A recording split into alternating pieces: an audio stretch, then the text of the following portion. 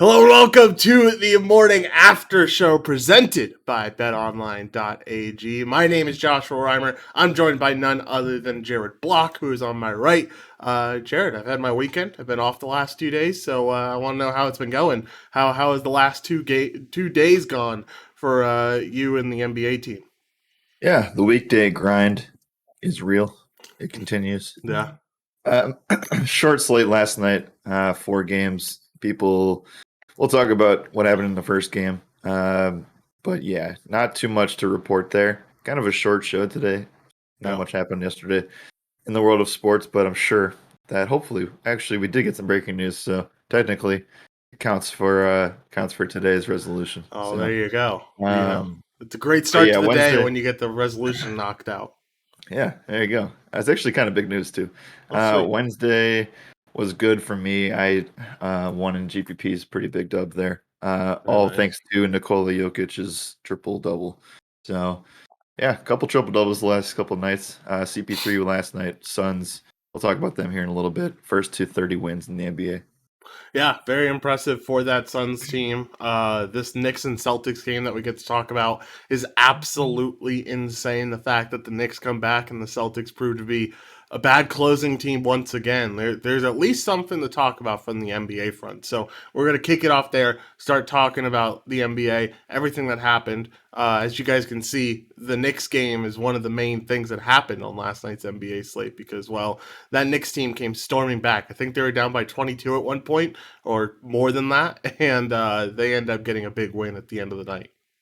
Yeah, they looked absolutely abysmal in the first half. Also, it was interesting to see, and we were kind of not victory lapping it, but Sean and I both had RJ Barrett last night, and in the first quarter, him and Julius Randle had 0 points. Oh, So um, you match that with Alec Burks' like 5, and Evan Fournier led the way the entire night last night.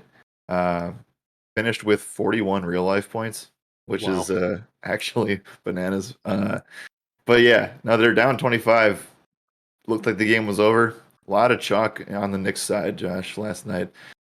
Didn't make sense to me at all. It still doesn't make sense for what it's worth because of the situation the Warriors were in and that Memphis was in. So we'll talk about those teams in a bit, but they came storming back. Julius Randle had hinted earlier in the day that, like it's part of his responsibility of where that team is at right now, and they have to play better. And I like the previous game he played very very well, and he was just a little bit of a narrative, kind of a kick in the ass kind of thing for him and that team entering tonight's game. But it did get so bad in the first half that Madison Square Garden started booing, Oh no. and Julius Randle visibly thumbs down the crowd Oh Lord. after subbing back in, and then he kind of saved the day, and the team ended up coming back in the second half and winning with 2 30-point quarters. So yeah, very very interesting way how that game played out. Dude, it just shows like Evan Fournier and the Celtics have beef. Like I don't care what anyone else says. It's just a matter of fact at this point because Evan Fournier faced off against the Celtics team 3 times so far this year. Let's talk about what he did each of those 3 times. Played over 40 minutes in each of those games, had over 32 real life points in each of those games, and from a FanDuel perspective, have over 47 FanDuel points in each of those 3 games. Like he goes off against his Celtics team. I think that it just makes it a point where you might just have to play Evan Fournier every time he faces off against the Celtics. Yep. That's an interesting stat. I mean, I thought that he's been dead for a long time, but I guess I would be mad at that too. No. I've been trying to find the thumbs down thing, so I sent it to you. Okay. Even TMZ reported it. There's a specific layup around the mid fourth quarter. Knicks are still down by 4. Julius Randle goes up over Al Horford, hits it, and then he basically just thumbs down the crowd. But I guess he meant to say, "Shut the f up" instead. Ah, yeah, nice. There you go. That's exactly what you want to say, Julius Randle, to this New York Knicks crowd. Definitely Certainly interesting from Julius Randle, but I mean they get the dub, so there's at least that for that Knicks team. Getting a win over that Celtics team is definitely good for them. Let's talk about some other things that ended up happening last night. You had the shorthanded Warriors end up losing. I didn't get to see a lot of the injuries that they had, but I'm pretty sure one of them was Curry was going to be out for this game. Do you want to update us on who else was out for the Warriors last night? Sure. Steph Curry was out. Draymond Green was out. And that's really the big two. Yeah. A couple other guys did miss, but it was mainly just a mixture of guys that, like I said last night, basically had a tryout for who was going to make the playoff rotations, and they nobody proved themselves. Yeah. Nobody proved themselves. It's one of those situations where we thought a bunch of guys would benefit. It turned out to be that they did, but nobody really stood out. Andrew Wiggins did okay. I was not on the Wiggins train last night. Sean was. I'm okay with that. It's fine. 21 real life points. Not too many peripherals because he doesn't pass the ball.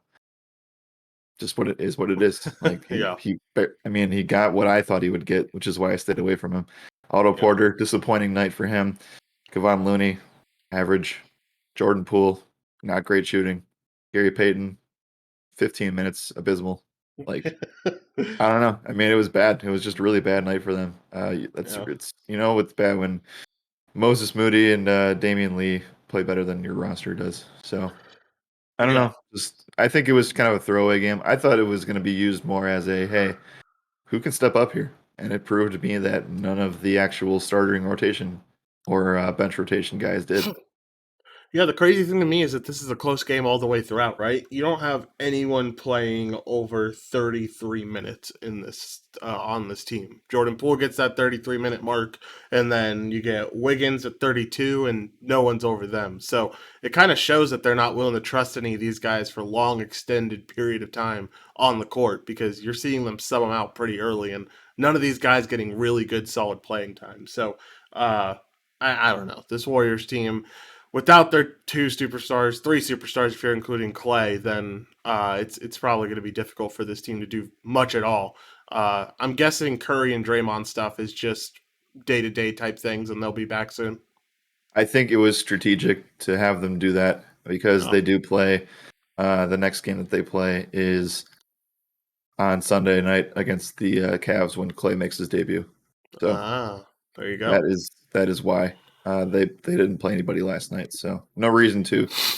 Zion halfway across the country now with his team. He's training in Oregon apparently under the watchful eye of some NBA coaches, but like I don't understand. He was also on Yeah. the FanDuel player pool last night at like 9,400, and I was like, what are they expecting this to happen? Like he's not going to Yeah. play this season. He's just not going to play this season. Yeah, that's definitely what it's feeling like with Zion and with this Pelicans team. Look at that, Little Italy coming in with the assist. Say the Knicks play the Celtics again tomorrow. Lock in Perfect. Fournier. I can agree with the lock in Fournier take 100%. That'll be a very good game. All right, that happened in the Pelicans Warriors. Warriors had that chance to get their 30th win, but instead they end up coming up short. The team that gets the 30 wins first is the Suns with a big win last night over the Clippers, 106 to 89. Kind of just dismantled them, just like we've seen this Suns team do all year long. What are your thoughts on the Suns' victory getting to 31st? Yeah, the big thing for me was that they just continued to stay healthy. I mean, they've dealt with some stuff with DeAndre Ayton lately, and they ended up signing Bismack Biyombo, who didn't do anything, which is definitely a bad call on my end. I didn't play him, but I said I thought he was a decent play last night. It turned out to not be that way. Just proves that you don't really know what's going on with Jalen Smith or Biyombo at any given time. So just be careful about that and just wait till DeAndre Ayton comes back. No. Um, Sorry, Keith is literally up in my grill right now. You're good. You're chilling. It's perfectly fine. I redid Yeah. my office and I don't have his little bed thing here anymore. It's Uh-huh. on my right, and it's just a bunch of sports memorabilia, and he just likes to jump on it. I'm like, dude, Not the time, not the place, little kitty. Yeah, I mean Chris Paul got a triple double for this team, ended up going 14, 13, and 10. You actually saw Cam Johnson be a guy who scored a lot last night, was the leading scorer for the team at 24-7. The Suns team they're definitely interesting at some points. Like when I mean, Devin Booker shot for shit in this game, and it's really impressive to see that they're still able to win by so much, even though your superstar shoots 5 for 22. I mean, if Curry shoots 5 for 22 any game, the Warriors probably lose, right? Yeah, exactly. Three guys with double doubles in this game. Chris Paul having the triple double. This is still one of the deepest teams in the league, and two, one of the most underrated teams probably forever. Like, I don't know. I don't want to make it a big deal, but like Uh-huh. if they make a deep run again, they will still be one of the most underrated. I won't say dynasties because it's not long enough yet, but very, very good stretch of run for this team, and people just do not give them credit at all. Yep, I would tend to agree with that for sure. All right, anything else you want to cover from the NBA front? If not, since it is a short show, we should move on to NFL and talk about the AB saga continuing. No, let's move on. Let's move on. Let's talk about it. AB released from the Bucks officially. This drama continues on. AB is going to go see a surgeon somewhere else, and this is going to be a whole mess most likely. So, do you want to update the listeners on what's going on with the AB stuff and what can we expect in the coming days and weeks? Yeah, it's going to evolve into a thing that's going to go on all off season, I think. Yikes! Yeah. And just to catch you up on what happened, Adam Schefter posted this thing that was like, okay, before the Schefter stuff came out yesterday, Antonio Brown had whoever's on his team at the moment draft up a big letter. Basically, like it was very well written, very well stated. He basically said that Bruce Arians knew that he was playing injured, and there's specific screenshots that were sent out. There's specific things that were said between the two. Bruce Arians, by the way, this all started because he didn't guess he said he didn't know that AB was hurt and he never saw anything after the press conference after the game. So that's how this all started.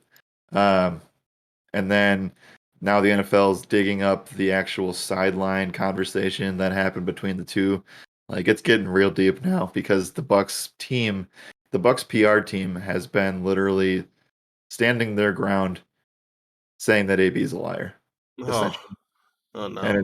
it's I would go on and on and on. I know we don't have much time today, but the Schefter comments basically just reflect. It's basically him reporting on what the Bucks are saying, and it's not good. And AB actually went to a doctor, and he actually has chip bone fragments in his ankle, and like it's not a good look. And apparently, he's owed money of some sort from either Bruce or Tom or somebody, and it's just getting out of hand. So My it's a lot goodness. of there's a lot of things stemming off of this. Yeah, you can tell that there's a lot of things stemming off of this. It's a whole lot for this Antonio Brown saga. What do you think the ramifications are if AV? I mean, like you said, we already found out he's gonna have extra chip bones, or he has extra chip bones in his ankle already. So we know he was super injured. We know Arians was trying to get him to go back out. If it is proven true, do you think this is a situation where it doesn't feel like a situation where Arians is gonna lose his job? But like it feels like there are going to be some sort of ramifications from this, and I'm curious Yeah. what your thoughts are on what they could be. Well, it's not a coincidence that the NFL has already not associated with this, but I think it is associated with this. They leaked something last week that said that NFL teams could see uh, a loss of a draft pick or something in situations like this, or situations related to vaccines in the near future, or something like that. So, while it wasn't clear, it definitely works in this situation. So, I think that they lose a draft pick. Might not be the first round, but I think that they lose something and they do get fined for this. That would be crazy if they lost a first round draft pick. I mean, I understand this is a big deal and everything, but like a first round draft picks, that's some pretty heavy Yeah. consequences. But we'll have I to see. doubt it would be first, but Yeah, I think maybe that third, they maybe fourth, maybe fifth. Somewhere around there would make sense. And would Yeah. definitely do some damage to the team overall, but not too much. Yeah, I don't really know, and I never like to like speculate unless it's related to DFS or injury news that I can guess on, but who knows, man? Like Yeah, Antonio Brown, he's been right for the majority of this argument, so I don't yeah. really know what to expect here.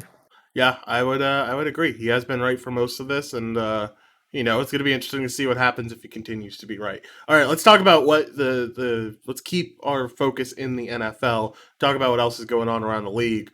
We know that the Jags are requesting for certain head coach job interviews. We know they were requested for Byron Leftwich, Todd Bowles, and they also have some interest in. You put them in the chat.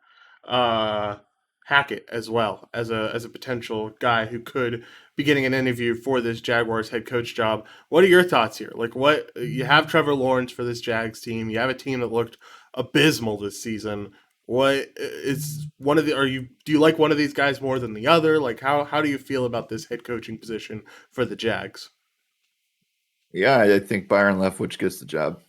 Yeah, I think it's I pretty straightforward. I I think that like the it. history with the history playing for the team makes a lot of sense. People, it's a very very delicate situation because one, you can't hire another guy that doesn't have NFL experience, and two, what better way to get somebody than to get it from the guy that who won a Super Bowl? And if they win two in a row, like he's a slam dunk. So yeah, no, I think Leftwich gets the job. I think it's pretty safe to. I wouldn't say he's the favorite, but I would. That's my pick, hands down. Man, so you're saying Bill O'Brien doesn't have a chance at getting this job whatsoever? Because that's really what I want to see. Yeah. Bill O'Brien back in the AFC South. I don't think Bill O'Brien ever sits on an NFL field again. Yeah, that's probably a smart decision for NFL teams around the league. All right, let's talk about some other news that's coming through. Big Ben likely without Deontay Johnson Sunday. We know that he's been injured. Anything else you want to talk about with this Steelers team? Yeah, they need a lot to happen. This game is disgusting. Steelers Ravens. Both teams need several teams to win in order to help them. The first one being the Colts need to lose. That's a start. Um, Second, the Bengals need to lose. That would also be something that would help them. The Chiefs, like basically all the favorites would need to lose, or like a majority of them would need something to happen. So, yeah, I mean, I think it's over for both teams. The Ravens are I think that the Steelers they have the tiebreaker between the two of them. The Ravens need more help. I don't think Lamar Jackson plays either in this one, so it's kind of a weird last spot. And I think Deontay Johnson is just kind of the icing on the cake. And Ben's like, you know what? I'll give it my best shot, but honestly, like the end of my career was last week. Yeah, yeah, exactly. His career essentially ended in Heinz Field, and that's how it should be at the end of the day. Is that the breaking news that we had that you were talking about, or is there No, other? no. Let's hear this breaking news before we get into talking about some spots that interest us. Oh, Goosey, I'm sorry. I didn't know it was Lamar's birthday. That's funny. Oh Lord, I apologize. Uh, Tyler Huntley's going to have a good game on Sunday. there you go. Anyway, J.J. Watt returning from injured reserve. Ooh, That's the breaking news. yeah, that makes that Cardinals team a little bit more dangerous. We know that Cardinals team needs a win if they want any chance of getting into the one seed, or not the one seed, getting into the two seed for the NFC, and winning the NFC West is the most important thing for them. They need that win, and so having JJ Watt back, it's definitely going to be a boost to that defense. Yeah, they're and the defense that hasn't looked good either. I mean, they Yeah. looked all right against Dallas, but oh, what is this? How do I like? I just was looking at. We were just talking about Bill O'Brien. Apparently, that got leaked out that he's interested in the job. That's wonderful. Yes. Let's go. No joke. It actually came out like 15 minutes ago. That's So insane because I did not see that. I threw the Bill O'Brien name out there because we talked about it a lot during the Alabama game. So that's I felt terrible. like I needed to throw his name into the ring, but I wasn't being serious. Oh man, imagine. Anyway, we don't have time to talk about that. That's No, we not don't. even close. Anyway, yeah. Okay, so AFC North needs a lot of help. Joe Burrow decides to sit out, as well as Joe Mixon, who tested positive. We'll see if the rest of that team decides to sit. We'll find that news out today, and we'll be talking about the rest of the NFL stuff on the podcast this afternoon. The Steelers need to win, Colts lose, and the Chargers Raiders game on Sunday night to not tie. So that's a lot to unpack There you there. go. But No. yeah, it's unlikely. But I think that the Steelers do win their own game, and then they let fate decide the rest of what happens to them. So I don't know. Keep an eye on bonuses. We talked about that. We'll talk more about it on the podcast, but we spent a lot of time on it yesterday. One of those guys being Stephon Diggs needs 6 receptions to make almost close to $1 million in bonuses. He plays the Jets on Sunday. And another one of those guys, Mike Evans, looking for his 8th straight 1,000-yard season. He needs about like 70 passing or 70 receiving yards. TJ Watt needs 1 sack to break the all-time sack record on Sunday, Ooh. and that's probably going to be against Tyler Huntley or Lamar, whoever decides to play. And yeah, keep an Yeah, eye on there's a that few. stuff because it makes a lot of DFS and they will go out of their way to get those on Sunday. Yeah, I mean Cooper Cup needs some too. I think he needs like 140 yards to break the single season Yep. receiving record. Brady even has some. Like if he gets over 16 completions, he breaks the single season completion record. If he gets over, it's a ridiculous amount of yards. It's like 450. But if he gets over 450, then he gets ahead of. Gosh, why can I not remember the name of the guy who actually has the yards record right now? But I think it's I Peyton mean, it's Manning who has Peyton. it. It should be Peyton. It Yeah. should be Peyton Manning. He gets a single season record if he gets over 450 yards. So Brady has some incentives. I know there's the guys that you talked about have a lot of incentives. It's going to be an incentive filled weekend, and it's a lot of fun to break those down. You know, most of the time they go our way. Sometimes they don't in the news of Antonio Brown, but we'll have to see how we can approach it in Week 18. Jared, let's bet on some blind dogs. Let's bet on some NHL blind dogs. It did not go our way last time out with our last bet on Wednesday. I don't know who we picked, but I know we lost. Do you want to fill in the people on who we ended up picking? Yeah, so we picked the St. Louis Blues on Wednesday, which is the game that Anthony went to against the Pittsburgh Penguins, who had won 7 straight games before that. So we probably should have Uh, discussed that before we went in on that team. yeah, But either way, both dogs lost on Wednesday, so it didn't matter. there you go. On Thursday, I was doing NBA stuff and I threw a name out in the hat, and that team lost as well. The Oh Sabres no. lost 3-4, or 2-3, excuse me, to San Jose, which I thought was a decent pick, but it is what it is. So I'm 2-2. You're 1-2. Still 500. I'm okay Yeah, with that. you can get But by. let's try to get a win here.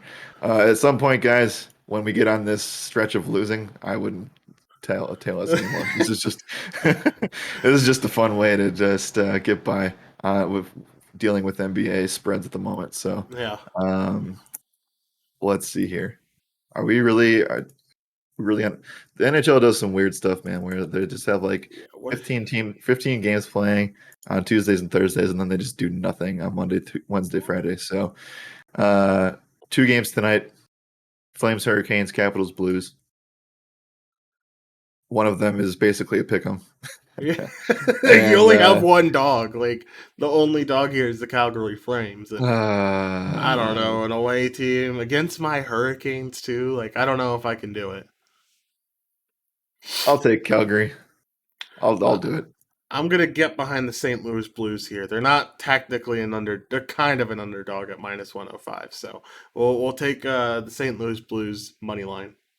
I'll take the Calgary Flames plus 156. All right, we'll see how we do on Monday, not tomorrow because we're off for the weekend. And speaking of being off for the weekend, Jared, we have a meeting in a few minutes, so let's get out of here. Any final thoughts for the morning after show?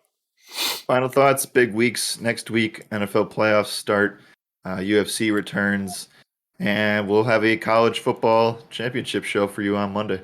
Yeah, man, we're gonna have to do something special. Maybe some giveaways. Maybe we'll have to find out what we can do. But that'll be a lot of fun to have that show. And like you said, a big week. You have UFC returning next week. You have NFL playoffs going on. The next week after that, we have some exciting news that we're gonna break. Just and a lot of exciting things for the Twitch stream that get me pumped up. Yeah, I told people yesterday. about what we were trying to do. Oh, okay. Well, So they're the cat's out of the bag then, I guess. not everybody. It was like the last 30 seconds of the show, so not everybody There you heard go. it or saw it. Perfect. Well, we'll save a few people to be surprised once we do what we're going to do in a couple weeks. But I'm very excited for it. I know you are as well. Let's get out of here, Jared. As always, my name is Joshua Reimer. Good morning and good skill.